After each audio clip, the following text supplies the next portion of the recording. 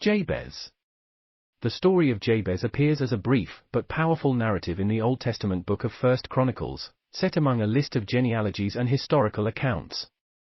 Despite its brevity, Jabez's story has become a significant source of encouragement and inspiration for believers throughout the ages, as it highlights themes of faith, prosperity, and divine favor.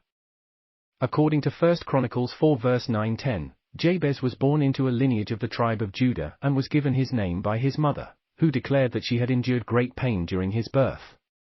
The name Jabez means pain, and his mother's statement reflects the cultural understanding of names as having significant meaning and influence on a person's destiny. Jabez's name may have contributed to feelings of insecurity or a sense of being cursed, but his prayer later reveals a desire to overcome these limitations and achieve a more fulfilling life.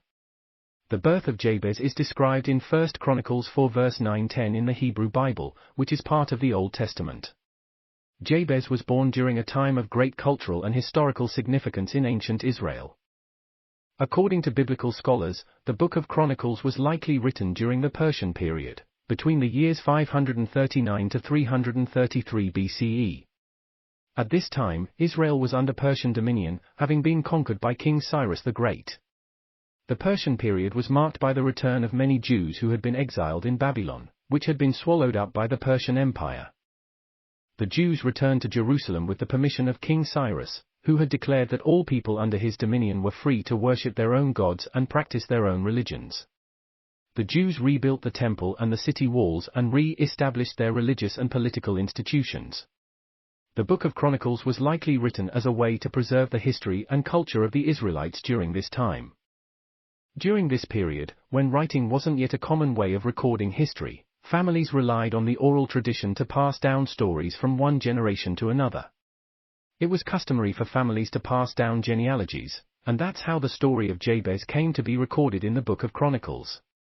In ancient Hebrew culture, names were often given based on the circumstances surrounding the child's birth or other significant events or traits.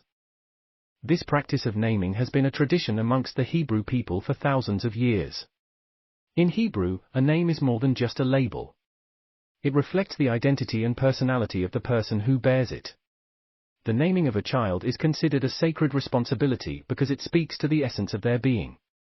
It is believed that a person's name reflects their destiny, and therefore, choosing the right name is incredibly important.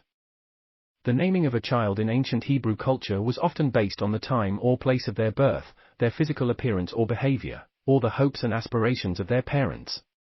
The Bible contains many examples of the significance of names in Hebrew culture. For instance, God changed Abram's name to Abraham, which means father of nations, to reflect his destiny as the father of many nations. Similarly, Jacob's name was changed to Israel, which means wrestles with God, after he wrestled with an angel and earned God's blessing. In another example, Jacob was named after his struggle with his twin brother at birth, which means heel grabber or supplanter. The name Jabez also has its roots in the circumstances surrounding his birth. In verse 9, we are told that his mother named him Jabez because I bore him in pain. The name Jabez means he causes pain or grief bringer, which reflects his mother's traumatic experience during his birth.